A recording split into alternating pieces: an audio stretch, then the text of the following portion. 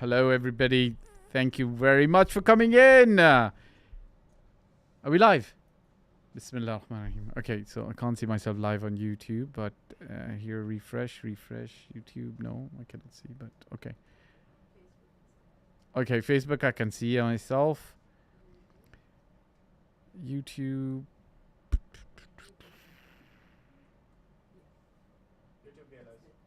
Yeah. Okay, we're there. Hey, guys. Welcome. Bismillah ar-Rahman ar-Rahim. Qasim Qadri, how are you? I'm good. How are you? Welcome everybody who's online with me. You got questions, you got things to say. I'm here to hear you guys out, and I'm here to actually answer any questions specifically with respect to Dubai real estate. We've had an interesting week, alhamdulillah, right? So Dubai saw rains that were unprecedented. They're not seen this much kind of rain before. So I was. Some of you might know this, some of you might not know this, but I was born and raised in Dubai. So the many years. Apart from the years that I've spent in Dubai, I spent some time in Canada as well. But to cut a long story short, I personally have seen adverse weather in Dubai, like seriously adverse, but perhaps not this much rain in this short a period of time. So I've not seen flooding this bad. But have I seen hailstorm before? Yes, when I was in not university. I didn't go to university here. When I was in high school, I've seen hail. When I was in high school, I've seen hail.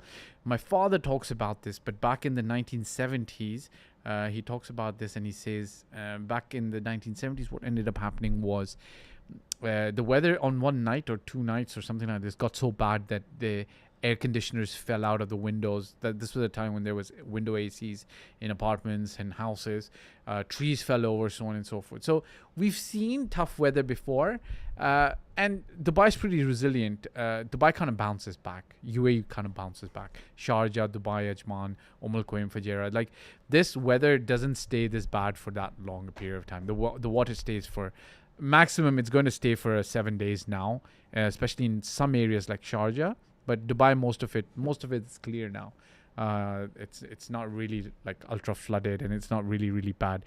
Also, the other thing I want to talk about is alhamdulillah for the response that we've had from the government and the general infrastructure. You guys got to remember, as bad as people felt it was, the general infrastructure is pretty good. Like, alhamdulillah, we've not had severe deaths. We've not had people like dying. Like I can imagine, like in some third world countries, these kind of floods would cause massive panic, massive house erosions. People would be dying, maybe larger numbers affected. That's not been the case. What's been the case over here is car damage, stuff like that, right? So I hope everybody's well. If you guys got anything specific about real estate, one of my VIP investors asked us, hey, how does this bear for the Dubai real estate market? My personal opinion, this is such a short-term force majeure event that it's just going to be overlooked in about, I don't know, 15 days. Nobody's going to be talking about it. Am I right?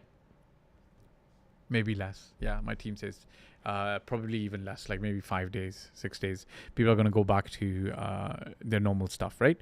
Okay, guys, if you guys got questions, please. I can't see myself on Instagram, but I'm sure that you guys can. Is Instagram live? Can they see my video? We're lagging on Instagram. It's okay. Maybe it's the weather. I think it's the weather. So no worries. The weather's pretty clear now. So maybe it's not the weather. Maybe it's Sanka. Or it's Anu. One of them. Whoever can't get this fixed. Okay, Umair Curry asks a question. What is your projection about coming years ahead, particularly Sports City area? Good question. Very good question. What's your projection about coming years? Guys, alhamdulillah. Like, no, if you look at a very micro stage, what's happening at a micro stage right now? Rents are going up, which means a lot of demand. Prices are going up for the properties that are being sold, which means, again, a lot of demand. So when that happens, generally speaking, from micro level, you're like, oh, the market's hot. Oh, is the market overboiling? If I come into the market right now, am I coming at a bad time? All of those questions will pop up into your head. If you look at the medium term, then know that Dubai municipality which is the body that's responsible for maintaining all of the Dubai's infrastructure, the roads, and well, the roads are done by the RTA, but the overall planning of the city. They've been told to plan for a city that's 9.5 million. Don't ask me the source, but when I was writing my first book in 2016, I've seen this article somewhere. I've tried to find it again. I couldn't find it, but they're planning for a city that's 9.5 million. Today, the city is, I believe it's 3.5 million, something like this, population. It's 3.3 million. So the city's population is going to triple, which is normal, right? All cities go through this. Like if I say a certain population of a certain city is going to triple, quadruple, go 5 times, you're going to like, are you crazy? Well, that's happened in the past. That's happened with Dubai, right?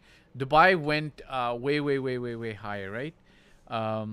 Like if you look at Dubai population in 1980, 1 year before, it's 272,000, man. 272,000. Like the rate of growth of Dubai's population is above 7%. Oola. It's incredible. 272,000, and today we are at 3.3 million. Do you understand how much of an increase that is? Like I've done this calculation before, right? So if it's a 7%, if we're at 3.3 million, okay, minus it was 272,000 back in there, we've got a 3.28 million. I'm sure I'm gonna have to do something else with my calculator. So divide this by 272,000. It's a 1,000% increase. Okay, it's a 1,000% increase, 1,113% increase over a period of 40 years. Okay, so 40 years. Okay. So, that's a 27% increase. 27% increase year on year. So how much time do we need for it to get to 9 million? Not a lot. Not a lot of time. Like we don't need a lot of time to get to 9 million. Yeah, maybe another 10 years. So now coming back to the question in a long-winded way, like you're probably asking, like, "Whoa, man, where do you go? Like with this question, it's too roundabout." Okay, let me tell you what I mean. If you look at a micro thing, you're going to see rents are rising, prices are going up, which is good. But if you look at a global macro level, then understand that Dubai's real estate will be affected. Who needs real estate? People need to live, right? It's not just only investments, right? So if you look at real basis of real estate, you buy something to rent it out, okay? So population is going to go from 3.3 to 9 million. How many years? Maybe 10 years, 5 years, 15 years. So the overall health is going to be maintained. This is one. Inshallah with khair. Alhamdulillah. We ask Allah for khair, right? But if you look at the other perspective, when you ask me about Sports City, now, if you look at Sports City, okay, let me give you Sports City roundabout, okay? Good, bad, ugly. It's very good. It's very good location. Very, very decent location. Instagram, we're live. Guys, we're live on Instagram. So you guys got questions, please, you can ask me on Instagram, okay? If you guys got questions on WhatsApp, not WhatsApp.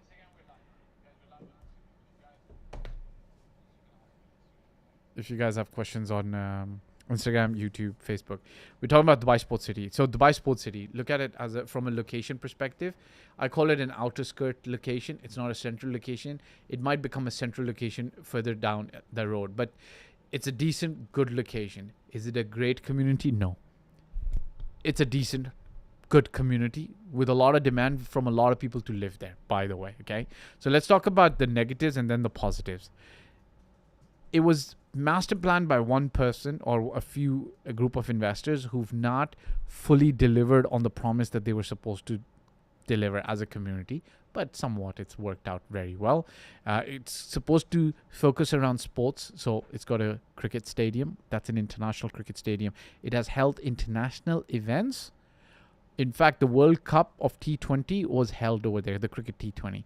It's got the ICC, the International Cricket Council, as a non-profit cricket body that controls and manages cricket all over the world, is based over there. Then it's got other kind of like tennis and, not tennis academy, but tennis courts, rugby courts, so on and so forth, right? So the point I'm trying to make is that it's still kind of like focused around sports. Then it's got a world-class golf course. So it's kind of like delivered.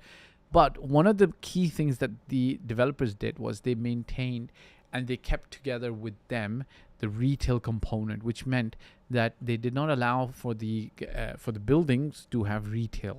So which they could have, right? They could have allowed the buildings to have retail components, which means a shop or two downstairs, and that would have added a lot of value. To be honest with you, that would have been amazing. Like, so if each building had like a salon or a bank or stuff like that, it would have been amazing. Like, Sports City is like, I would imagine there's about 20,000 people living there. So right now, the mall that was supposed to be built is still behind schedule. I think at some stage it's going to get built. The lake and the water body is kind of like almost done. But the point I'm trying to make is now you can go into Dubai Sports City now and expect some mid-level capital appreciation unless you're getting a good deal. So from a perspective of good, bad, ugly, it's good, it's not bad. It's got a lot of unfulfilled promises, which means unfulfilled potential to yet come in. But that's not going to be in your control. So if you're going in, now you've got to balance it with the project that you're going in with. You've got to get a really good project. The project's got to make sense. Overall, the place is very, very nice. All right. It's not a bad place. A lot of people, friends, family, I know have lived over there. Okay. Who's asking? If some agency not give your commission, then my Allah also see. MashaAllah. Adnan Bhatti. If some agency not give, I don't know about this, sir. What are you trying to say? If some agency not give your commission, then my Allah also see. Yes. Okay. Correct. Ajab Khan, MashaAllah. All right. Qasim Qadri, sir, I want to know, a bachelor degree is necessary for a real estate visa? I don't think so. It was, but you can double check with the Dubai Land Department in RERA. Or will I get a visa on inter degree? I think on an inter degree you can. Okay, this guy definitely I think is from Pakistan, because I understand inter means 12th grade. I think you can on the 10th grade as well. Baran Yurdagal asks, what do you think of Central Downtown, Rajan? Good. Nothing wrong with it. When you guys ask me, like, what do I think of Central Downtown, Rajan? Guys, I've got to explain something to you guys. If you came to us and worked with us, okay, it is a paid program, but we would help you identify the right opportunities for you to invest in. What do I mean by that? When you ask me, what do I think of Central Downtown? I'd say it's good. Arjan's a good place, decent place. It's got some traffic issues. The place is getting super crowded now. But what about perhaps the project that you're looking to invest in is a good project, right? So you've got to look at the project and is it good for you? The idea is that you should have a very unique blueprint or a plan for yourself before you go into an investment, and know exactly what you're going to be investing in to make sure that things make sense. And then you go and invest in it. All right, guys. I can see there's not a lot of questions on Instagram, so let me take some questions on from people who've asked me before. So somebody made a statement rather. During COVID, townhouses, villas saw a huge demand. Now, last 2 years, UAE is experiencing urban flooding at least 5-6 times in a year. This may create huge demand for apartments in low-rise buildings. Okay, perhaps that might be the case. Few high-rise buildings in Dubai and Sharjah caught fire in the recent past, and people had to go downstairs 20 to 25 floors. That's true. That has happened. What Dubai and Sharjah are doing is they are recladding. So some of these buildings that were built not with super inflammable proof cladding, they're recladding them. And so a few days post the fire, the lifts weren't working, so they had to climb upstairs 22. That's something that happens. So very high-rise apartments may not be a great investment. For personal use, but good for investment. Maybe. Again, it depends. Thank you for this comment, though. It's an insightful comment, and I think you saying that because it's rained a lot, people would actually maybe choose not to buy villas or townhouses, or the demand might go down. I don't think that's the case. It's just that I think what might happen and will happen is they will look at houses built by better developers. If the developers are really good, like we've seen some good developers, their townhouses did not flood. Some developers that don't have waterproofing, la ilaha illallah, yani what can I tell you? I guess they felt that, it doesn't rain in Dubai, so we'll just let it be. So somebody's asking me, working as a real estate agent involves Aftab Sikandar Maiman explanation of mortgage options. Even though as an agent we're not opting for mortgage, however, to close a deal there's always involvement of conversations which says about mortgage. Can you please let me know, is it permissible? Would be grateful for your answer. See, here's the thing, right? If you are asking me, then I'm going to put it back to you and say to you, like, look, you always go to ask the person who knows about something, okay? So I'm not an Islamic scholar, you guys have to remember this. So if you put to me questions like which are entrenched in Islamic theology, or is it right Islamically, I might not be able to answer it to give you the full correct answer, okay? And I might give you an answer which is a wrong answer. So what I'm going to do is I'm going to not answer. I'm going to tell you, go seek information from an Islamic scholar. I can only give you my experience. So I can give you my experience. I've seen brokers in the past in Dubai as well. They'll just work with non-mortgage buyers. They'll just tell them like, look, we don't help people get mortgages. It's not as part of our religion. We're not going to do it. So if you are thinking of getting a mortgage, we can give you the reference of XYZ broker. They'll be happy to help you out. Okay. So I've seen that happen, but when you ask me, is it okay, interest allowed or not, I can't tell you that. I'm not an Islamic scholar. Hashmi, realtor Dubai, as is this bubble period for real estate in Dubai? I don't know. Very difficult to tell. Bubbles, I personally think it's not a bubble. We've had one real bubble before 2008, and now Dubai manages it much better. Okay, they don't like to let the market super heat up to let the bubble burst.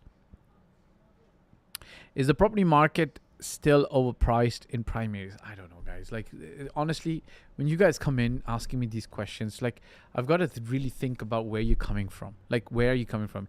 If you're coming in as an investor, have an agenda, think about this. Let's say you came to me and said, look, I want to build my portfolio of 10 properties in prime areas of Dubai, which means downtown, City Walk, perhaps Business Bay, JLT, Dubai Marina, Palm Jumeirah, so on and so forth. What would we do? We would look at prime properties in those area, prime projects in those area. Like, maybe you're like, okay, to buy a mid-level project. So we're prime, mid-level project. Or maybe your strategy is prime view, prime building, so that I can hold for a period of 10 years. Who cares where the market is? Relax. We go in, we look for value. It's very simple, because you're never going to be able to define where a price is overpriced and where it's less. You can always try to find out where the price is. I'll give you an example. Right now, in our beachfront, some of the prices are at 4,000 dirhams per square foot, 5,000 dirhams per square foot. Some projects in Palm Jumeirah are 10,000 dirhams per square foot. Now, we never imagined that prices would go to this level. Now, would the prices come down? Maybe. If you look at one side of the coin, you'd say, you know what, these are high prices, they're going to come down again and they're going to recover, then they're going to go. If you compare Dubai to other global cities, Monaco, Hong Kong, Tokyo, Paris, London, you're going to be like, these prices are like 30% cheaper than other international cities that are, at the same level. So prices are still low, right? So you can look at both sides of the coin, okay? So I'm not seeing any of the questions, but I'll take a question from here, from my comment section. Last question now, guys. Asim Shah asks, Mr. Fahd, your input on Sharjah Sustainable City off-plan project as an investment. Generally good. Now, I don't know Sharjah Sustainable City personally speaking, but I can tell you there are some of the developments that were being backed by the government over there. If this is one of them, then I definitely would say, it gives you a lot more confidence. The government's almost always more in control, especially in the UAE, with electricity, with solving problems, getting things done in a proper way. I think they're more in control. So I think it's good, generally good. So general, good. You're going to have to look at the actual project and figure out if the actual project makes sense. Does that make sense? So you're going to have to look at, okay, how many are being built? Is the pricing good? The location good? How would I rent it out? Who would I rent it out to? You have to look at the regulatory framework, so on and so forth. If you're happy with all of that, then you're going to be okay. Guys, today we did a live a little bit later with the whole storm situation. Things are just coming back and getting back to normal. We go back to our regular 9:30 live time on regular Saturdays now. if you have questions, just send them across. We print them out. We actually answer them during our live sessions. All right. I don't see any more questions coming up right now, but I do appreciate for everybody who did tune in, show up over here. Appreciate it. Appreciate it. Appreciate it. Thank you very much. Goodbye for now.